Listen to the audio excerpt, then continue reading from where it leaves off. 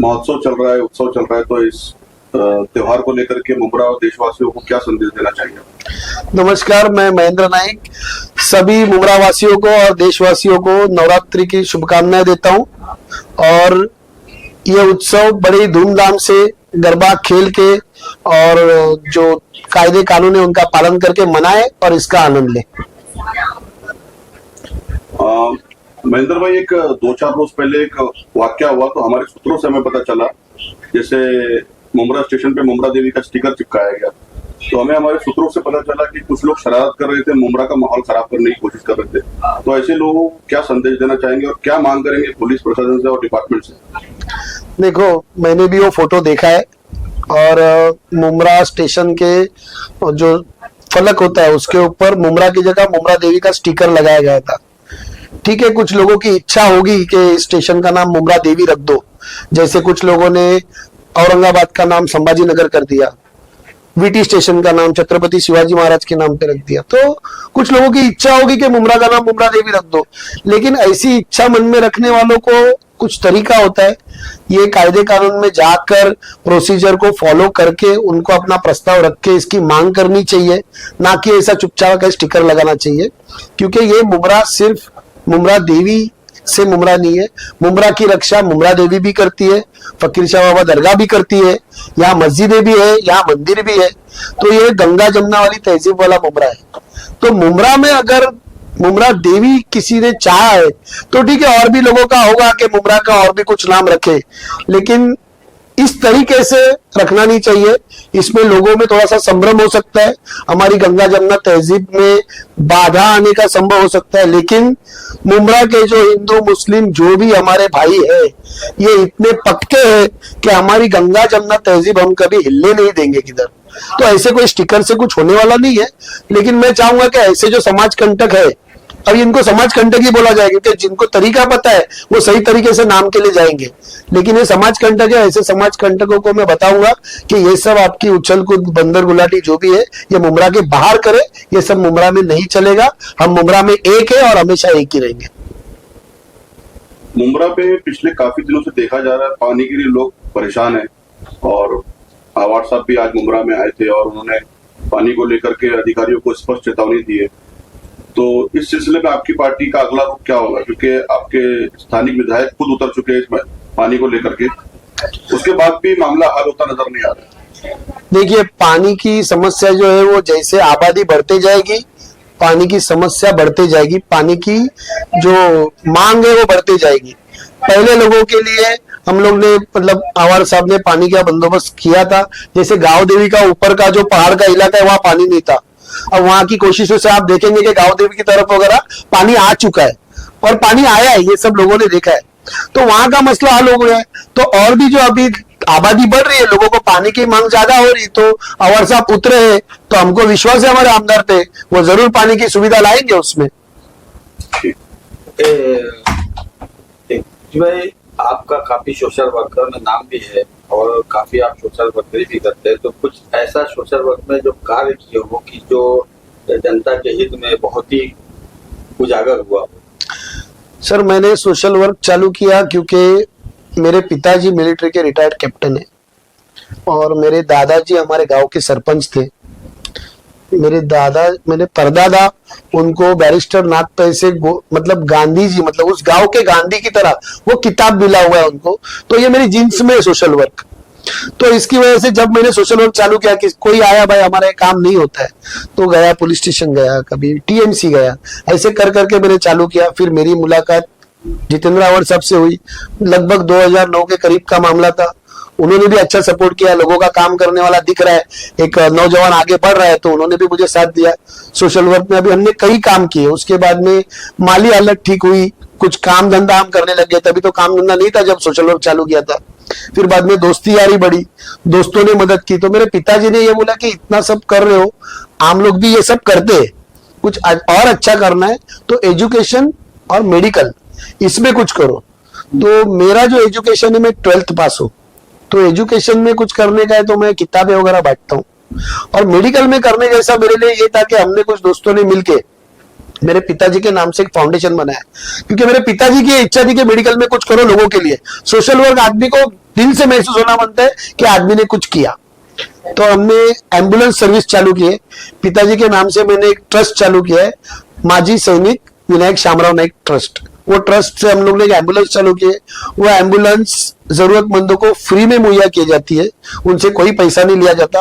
और अगर कोई पैसा देने के उनकी कुवत भी है तो हम लोग उनको बोलते हैं कि आप पैसा दीजिए, ताकि वो अगले आदमी को जो जिसको फ्री जाना है, जिसकी जो मजबूर है, पैसा नहीं दे सकता है, उसको उसमें पेट्रोल के काम आएगा, तो उसका भी सवाब आपको मिलेगा। ऐसा हम लोग लोगों के लिए लोगों के एम्बुलेंस चला रहे हैं।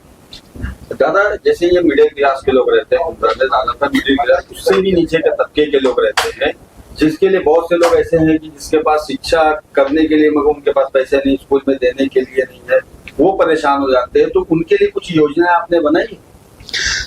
ये योजनाएं गवर्नमेंट में बहुत सी आती है। अब ये हमारा दुर्दैव है कि जिस इलाके में हम रहते हैं वहां के नगर सेवक जो हम चुन के देते हैं, हम क्यों चुन के देते हैं?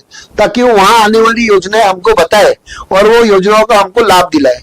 लेकिन हमारा नसीब खराब है कि वो नगर सेवक अपने ही काम करने में लगे पड़े, कुछ इलीगल कंस्ट्रक्शन में लगे पड़े, तो हमको वो नहीं आ रही है। तो ये सब लाने की हम कोशिश करेंगे। अगर हमको मौका मिला ठाणे महानगर पालिका में जाने का, तो वो अधिकार से हम लोग खींच के लाएंगे अपने लोगों के लिए। तो मतलब ये आपकी जो मानपा चुनाव आ रहा है, उसमें आप लड़ने के लिए इच्छुक हैं? मैं लड़ने के लिए इच्छुक हूँ और लोग भी चाहते हैं कि मैं लड़ूं। मेरे अपना जो मेरा दो मित्र परिवार है, जो सब संबंधी है मेरे, वो चाहते हैं कि मैं लड़ूं, तो मैं लड़ूंगा। तो आप किस पार्टी से लड़ना चाहते हैं? देखिए, मैं आज तक जो भी सोशल वर्क किया हूँ वो आवाड़ साहब के जरिए से किया हूँ। तो उनकी पार्टी अभी राष्ट्रवादी कांग्रेस पार्टी, शरद पवार पार्टी है। पहला प्रेफरेंस मेरा वही पार्टी के लिए रहेगा, क्योंकि हर सोशल वर्क में जहां भी अड़चन हुई है, 3 बजे भी रात को मुझे आवाड़ साहब का साथ मिला है, तो मैं उनकी तरफ से ही मैं जाऊंगा। जिस पैनल से आप लड़ना चाहते हैं, तो इससे पहले की भी तो कुछ नगर सेवक उसमें होंगे? हाँ, अभी कैसा है, ये सत्ता का विषय है। नगर सेवक थे, नहीं थे, कुछ लोग हमारे साथ थे, कुछ लोग अभी आगे चले गए, कुछ यहाँ वहां हो गए। तो ये समीकरण जैसे जैसे बैठेगा, इलेक्शन नजदीक आएगा, समीकरण बैठेगा। लेकिन हमारा इंटेंशन ये है कि ऐसे लोगों के हाथ में आए और ये वार्ड हमारे आवाड़ साहब के हाथ में रहे, कि जिससे कि लोगों को सुविधाएं मिले। मैं नगर सेवक बनूं और मैं सुविधा दूंगा, ये नहीं। ये वार्ड हमारे साहब के हाथ में रहे और वो ये वार्ड को भी अपने मतलब उनके जो विचार है, ये करेंगे, वो करेंगे, विकास करेंगे, वैसा ये वार्ड में भी अच्छा विकास करे, ऐसा हम लोग चाहते हैं। ऐसा नहीं दादा कि अब की जो मानपा चुनाव हो रहा है, उसमें मुमरा के अंदर युवा पीढ़ी को आगे आना चाहिए और ज्यादातर युवा पीढ़ी को टिकट देना चाहिए व्हाट्सएप को? मुमरा के अंदर नहीं, पूरे देश में युवा पीढ़ी को आगे आना चाहिए।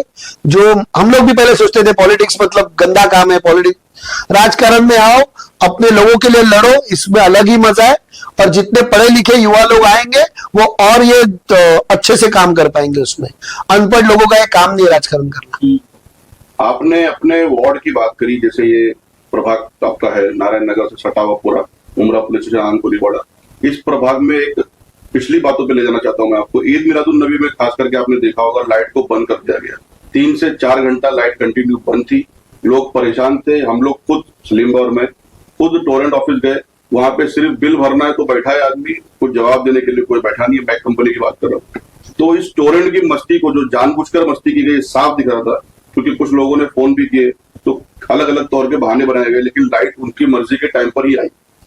पूरा का पूरा जो त्योहार, देखो टोरेंट कंपनी जो है ना, वो इधर आई है कमाने के लिए, सर्विस दे के कमाने के लिए आई हुई है। वो बिल देती है, हमको बिल भरना है, लेकिन टोरेंट के बिल भी जंप हो रहे। मीटर ऐसे है टोरेंट के कि वो मीटर में जिसको 2000 बिल आता था, आज उसको 4-4 हजार बिल आ रहा है। और उधर कोई अपील नहीं है, अपील नहीं, डायरेक्ट कोर्ट में जाना है। कम से कम एमएससीबी में अपील तो होती थी, अब ये डायरेक्ट कोर्ट में जाना है। तो टोरेंट कंपनी धंधा करने आई है, वो लाइट काटने नहीं आई है, वो लाइट दे के अपना पैसा लेने आई है। उसके ऊपर जो दबाव बनाते हैं, जो अपना हुकुम चलाना चाहते हैं, वो दबाव डालने वाले लोग टोरेंट कंपनी से लाइट बंद करवाते हैं। वो चाहते हैं कि मुसलमान लोगों को लगे कि भाई ये तो हमारे खिलाफ चल रहा है। अभी मेरे को बताओ, मैं कोई ये किसी समाज के लिए या किसी के लिए बोलना नहीं चाहता हूं, लेकिन गणपति के दिनों में भी लाइट गई है, नहीं गई ऐसा नहीं है, लेकिन ईद में लाइट गई तो उसको उजागर कर दो। क्यों? क्योंकि यहाँ पे मुस्लिम लोगों की तादाद ज्यादा है। तो ऐसा नहीं, हर त्योहार में लाइट जाती है, लेकिन ईद मिलाद उनके नबी के दिन जो लाइट गई है, अगर 4 घंटा लाइट गई है तो उसमें टोरेंट कंपनी के ऊपर किसने प्रेशर डाला था, ये आप लोग को निकलना चाहिए। क्योंकि हमने टोरेंट कंपनी वालों से लड़ झगड़ के लाइट 2-2 बार चालू करवाई। उन्होंने पहले बताया कि वो लाइट कट हुई है, ट्रांसफार्मर के ऊपर वो कुछ हाई टेंशन गिराए थे नारायण नगर के नाके पे। तो हमने बहुत सी जगह पे उनको प्रेशर डाला और लाइट चालू करवाई, लेकिन फिर भी बार बार लाइट जा रही थी। अब वो क्यों जा रही थी, इसका सवाल टेक्निकली क्या रीजन था, आपको टोरेंट से पूछना चाहिए। दादा, जैसा कि आपके साथ मुमरा के बहुत सारे यंग यूथ आपके साथ जुड़ा हुआ है, तो जिस हिसाब से मुमरा में ड्रग्स का जो जिस हिसाब से परसेंटेज बढ़ते जा रहा है, तो उसका आपने जो ऑर्गेनाइजेशन के थ्रू कुछ ऐसा कुछ अवेयरनेस प्रोग्राम आप करने का कुछ सोच रहे हो या कैसा है? नहीं, मैं अभी तक कुछ सोचा नहीं उसके बारे में, लेकिन अगर क्योंकि कैसा है, ड्रग्स रोकने का काम जो है वो काम पुलिस प्रशासन का है। अगर हम लोग वो कर रहे, हम लोग क्या करेंगे, लोगों को जाके अवेयर करेंगे। अभी हम भी हमारे एरिया में या मोहल्ले में जाके लोगों को बोलते कि नशा करना अच्छा नहीं है, मत करो, तो हम पब्लिक को अवेयर कर सकते। लेकिन नशा रोकने के लिए जो पुलिस प्रशासन है, नारकोटिक्स डिपार्टमेंट है, उनको एक्टिव होना चाहिए। अब वो एक्टिव तभी होंगे, अगर वो एक्टिव होते तो इतना सारा नशा मुमरा में बिकता नहीं था। शायद वो लोग काम करने में कम पड़ रहे, या उनके पास स्टाफ कम है, तो उनके स्टाफ बढ़ा और उनको काम करने लगा, वो लोग करेंगे काम, तो नशा मुक्ति तो हो जाएगी। लोगों को अवेयरनेस करना हमारा काम है, बाकी नशा रोकना ये हमारा काम नहीं है।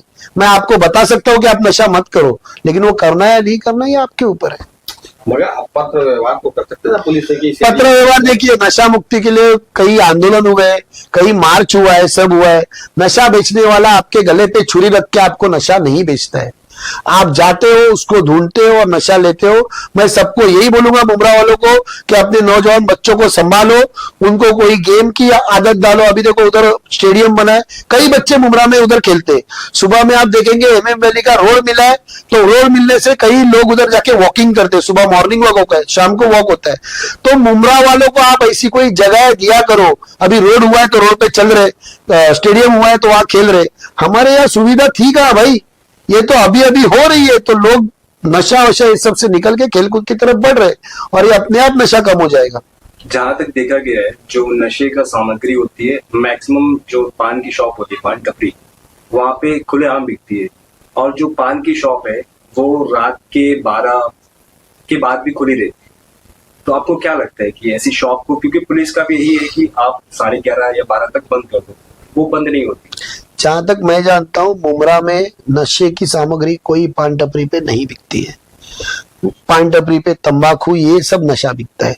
मैं, आप जो नशे की बात कर रहे हो, मैं समझता हूँ ड्रग्स, इलीगल ड्रग्स की बात कर रहे हो। पान टपरी पे भी नशा बिकता है, पान है, तंबाकू है, सुपारी है, ये भी सब नशा ही है। लेकिन एक माहौल बनता है, वहां भीड़ होती है रात के टाइम। देखिए रात को कैसा है, लोग, अभी आप बोलोगे कि आप तरफदारी कर रहे हो पान वालों की, ऐसा नहीं है।